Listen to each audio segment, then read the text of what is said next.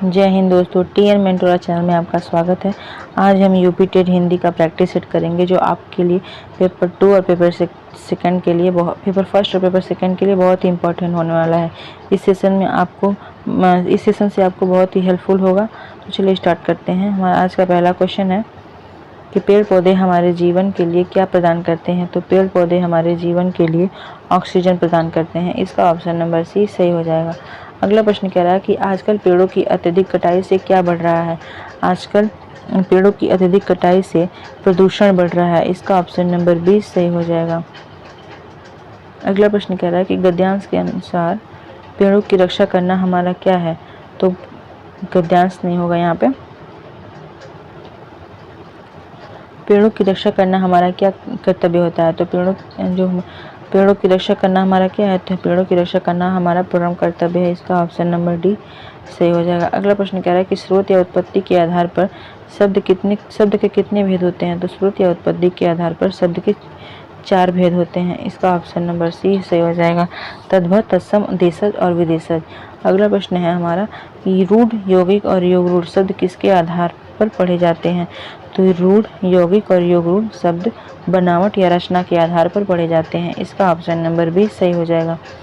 अगला प्रश्न हमारा है कि तौलिया किस भाषा का शब्द है। तो तौलिया पुर्तगाली शब्द का भाषा का शब्द है। इसका ऑप्शन नंबर बी सही हो जाएगा। नेक्स्ट क्वेश्चन हमारा है कि नीलकंठ में कौन सा समास है। तो नीलकंठ में जो है बहुब्रीहि समास है। इसका ऑप्शन नंबर बी सी सही हो जाएगा। अगला प्रश्न हमारा है कि इधर उधर जिधर किस प्रकार के अव्यय माने जाते हैं। तो इधर उधर जिधर यह दिशा सूचक अव्यय माने जाते हैं। इसका ऑप्शन नंबर सी सही हो जाएगा। अगला प्रश्न हमारा है कि निम्नलिखित में से किस वाक्य में सकर्मक क्रिया का प्रयोग हुआ है। तो इसमें सकर्मक क्रिया का प्रयोग सिपाही चोर को पकड़ता है। इसका ऑप्शन नंबर ए सही हो जाएगा। इसमें सकर्मक क्रिया का प्रयोग हुआ है। अगला हमारा प्रश्न है कि भाषा शिक्षण का मूल्यांकन मुख्य रूप से किसके लिए किया जाता है।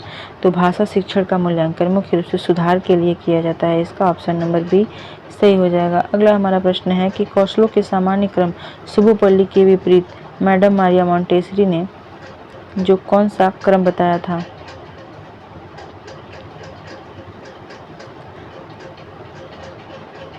कौशलों के सामान्य क्रम शुभोपल्ली के विपरीत मैडम मारिया मोंटेसरी ने सुनना, बोलना, लिखना, पढ़ना शुभोपल्ली बताया था। इसका ऑप्शन नंबर बी सही हो जाएगा। अगला प्रश्न हमारा है कि लिखित अभिव्यक्ति किस कौशल से संबंधित है। तो जो लिखित अभिव्यक्ति है ये हमारा प्रोडक्टिव स्किल है। इसका ऑप्शन नंबर यानी कि उत्पाद है। इसका ऑप्शन नंबर बी सही हो जाएगा। अगला प्रश्न हमारा है कि निम्नलिखित में से कौन सा शब्द समूहवाचक संज्ञा नहीं है। तो इसमें समूहवाचक संज्ञा दौड़ नहीं है। इसका ऑप्शन नंबर डी सही हो जाएगा। अगला हमारा प्रश्न है कि घर में कोई नहीं है वाक्य में कोई किस प्रकार का सर्वनाम है। तो घर में कोई नहीं है यह अनिश्चयवाचक सर्वनाम है। इसका ऑप्शन नंबर सी सही हो जाएगा। अगला हमारा प्रश्न कह रहा है कि मैं 3 मिनट में आ रहा हूँ में कौन सा कारक है। तो यहाँ 3 अधिकरण कारक है। मैं 3 मिनट में आ रहा हूँ, यहाँ अधिकरण कारक का प्रयोग हुआ है। इसका ऑप्शन नंबर सी सही हो जाएगा। अगला हमारा प्रश्न है कि बाय का सही विलोम क्या होगा। तो बाय का विलोम होगा अभ्यंतर। इसका ऑप्शन नंबर बी सही हो जाएगा। अगला हमारा प्रश्न है कि जिस छंद के प्रत्येक चरण में 16-16 मात्राएं होती हैं वह क्या कहलाती हैं। तो जिस छंद के प्रत्येक चरण में 16-16 मात्राएं होती हैं तो चौपाई के नाम से जाना जाता है। इसका ऑप्शन नंबर सी सही हो जाएगा। अगला हमारा प्रश्न कह रहा है कि दोहा छंद का उल्टा कौन सा होता है। तो दोहा का उल्टा सोरठा होता है। इसका ऑप्शन नंबर बी सही हो जाएगा। अगला हमारा प्रश्न है कि अलंकारों के महत्व के संबंध में कौन सा कथन गलत है। तो अलंकारों के जो संदर्भ में कथन गलत होगा। अलंकार काव्य की शोभा बढ़ाते हैं, ये सौंदर्य में वृद्धि करती है, ये बात भी सही है। अलंकार के बिना काव्य की रचना संभव नहीं है, ये बात भी सही है। अलंकार काव्य के सौंदर्य उत्पन्न करते हैं, नहीं, अलंकार काव्य सौंदर्य उत्पन्न नहीं करते हैं। इसका ऑप्शन नंबर सी ही सही हो जाएगा। अगला हमारा प्रश्न है कि कोहली द्वारा शतक लगाया गया का कर्तृवाच्य में रूपांतरण क्या होगा। तो कोहली द्वारा शतक लगाया गया जिसका सही रूपांतर होगा कोहली ने शतक लगाया। कर्तृवाच्य इसका होगा कि कोहली ने शतक लगाया। इसका ऑप्शन नंबर बी सही होगा। अगला हमारा प्रश्न है कि वह आए तो मैं जाऊं इस वाक्य में कौन सा काल है। तो इसमें हेतु हेतु मत भविष्य काल है, इसका ऑप्शन नंबर सी सही हो जाएगा। वह आए तो मैं जाऊं। अगला हमारा प्रश्न है कि अंतर्मुखी का सही विलोम क्या होगा। अंतर्मुखी का सही विलोम होगा बहिर्मुखी, इसका ऑप्शन नंबर बी सही हो जाएगा। अगला हमारा प्रश्न है कि लक्ष्मण और परशुराम के संवाद में किस रस की प्रधानता देखने को मिलती है। तो लक्ष्मण और परशुराम के संवाद में रौद्र रस की प्रधानता देखने को मिलती है, इसका ऑप्शन नंबर ए सही हो जाएगा। अगला हमारा प्रश्न है कि जो बहुत आगे तक की सोचकर काम करता हो उसके लिए एक शब्द क्या होगा। उसके लिए एक शब्द अग्रसूची होगा, जो बहुत आगे तक सोचकर काम करता है, इसका ऑप्शन नंबर सी सही हो जाएगा। अगला हमारा प्रश्न है कि शुभेच्छा का सही संधि विच्छेद क्या होगा। शुभेच्छा का सही संधि विच्छेद होगा शुभ धन इच्छा, इसका ऑप्शन नंबर ए सही हो जाएगा।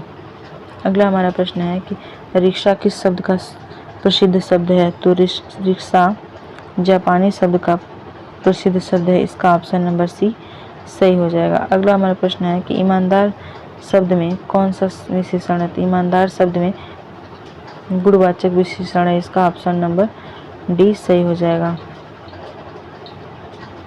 अगला हमारा प्रश्न है कि हिंदी व्याकरण में वचन किसका बोध कराता है। तो हिंदी व्याकरण में वचन प्राणी या वस्तु के एक या अनेक होने का बोध कराता है, इसका ऑप्शन नंबर ए सही हो जाएगा। अगला हमारा प्रश्न है कि जब किसी बोली का क्षेत्र विकसित हो जाता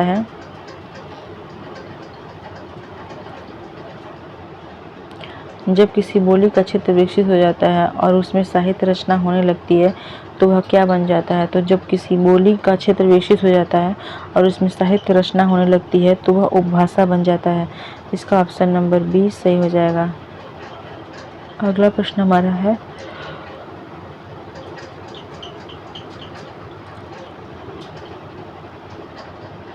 कि किसी शब्द के वर्णों को क्रम पूर्वक अलग अलग करना क्या कहलाता है। तो किसी शब्द के वर्णों को क्रम पूर्वक अलग अलग करना वर्ण विन्यास कहलाता है या वर्ण विच्छेद कहलाता है, इसका ऑप्शन नंबर ए सही हो जाएगा। अगला हमारा प्रश्न है कि निम्नलिखित में से कौन सा वर्ण सघोष और महाप्राण दोनों है। इसमें से सघोष और महाप्राण झ है, इसका ऑप्शन नंबर बी सही हो जाएगा। अगला हमारा प्रश्न है कि वह महिला बहुत विद्वान है, वाक्य में किस प्रकार की अशुद्धि है। तो वह महिला बहुत विद्वान है, इस वाक्य में लिंग संबंधी अशुद्धि है, इसका ऑप्शन नंबर सी सही हो जाएगा। विद्वान नहीं होगा, यहाँ पे विदुषी होगा। अगला प्रश्न हमारा है कि हिंदी में कुल कितनी भाषाएं संवैधानिक रूप से उल्लेख किया गया है। तो हिंदी के लिए जो संवैधानिक भाषा होती है 22 भाषाओं का उल्लेख किया गया है, इसका ऑप्शन नंबर सी सही हो जाएगा। हिंदी में कुल कितनी भाषाएं हैं संवैधानिक रूप से, तो 22 भाषाएं हैं, इसका ऑप्शन नंबर सी सही हो जाएगा। अगला प्रश्न है कि हिंदी में बोलियों की कुल कितनी भाषा बताई गई है। हिंदी में बोलियों की कुल कितनी 18 भाषाएं बताई गई हैं, संख्या बताई गई हैं, इसका ऑप्शन नंबर सी सही हो जाएगा। भाषाएं होती हैं भाषा 22 और जो संख्याएं हैं 18 बताई गई है। अगला प्रश्न हमारा कह रहा है कि इनमें से कौन सी एक भाषा बोली के अंतर्गत नहीं आती है।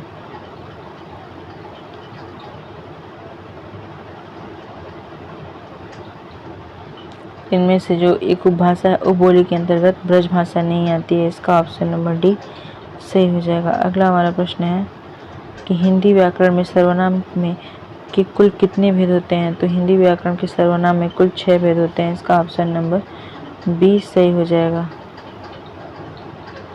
अगला हमारा प्रश्न है कि हिंदी में सर्वनामों की कुल संख्या मूल रूप से सर्वनाम कितनी है। तो हिंदी में सर्वनामों की कुल संख्या 11 मानी गई है, इसका ऑप्शन नंबर सी सही हो जाएगा। अगला प्रश्न है हमारा कि विकारता के आधार पर शब्द के 2 भेद कौन से हैं। तो विकारता के आधार पर शब्द के 2 भेद हैं, विकारी और अविकारी, इसका ऑप्शन नंबर सी सही हो जाएगा।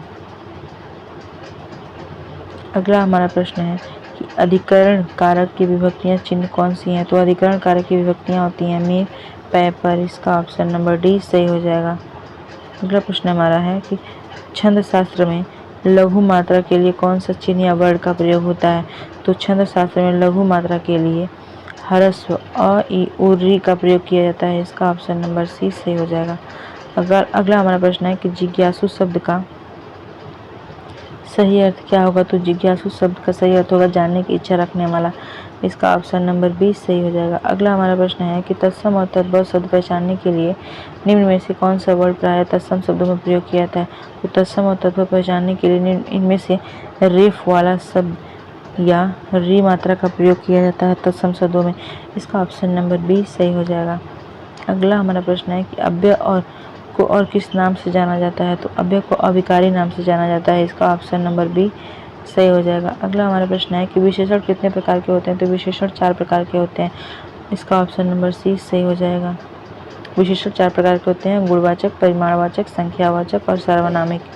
अगला हमारा प्रश्न है कि सघोष वर्णों के अंतर्गत वर्ग के अंदर कौन कौन सा वर्ग आता है? तो सघोष वर्णों के अंतर्गत तीसरा, चौथा और पांचवा वर्ड आता है। इसका ऑप्शन नंबर सी सही हो जाएगा। अगला हमारा प्रश्न है कि महाप्राण ध्वनियों में वर्गों का कौन सा वर्ण शामिल होता है? तो महाप्राण ध्वनियों में वर्ग का दूसरा और चौथा वर्ण शामिल होता है। इसका ऑप्शन नंबर 20 सही हो जाएगा। नेक्स्ट क्वेश्चन हमारा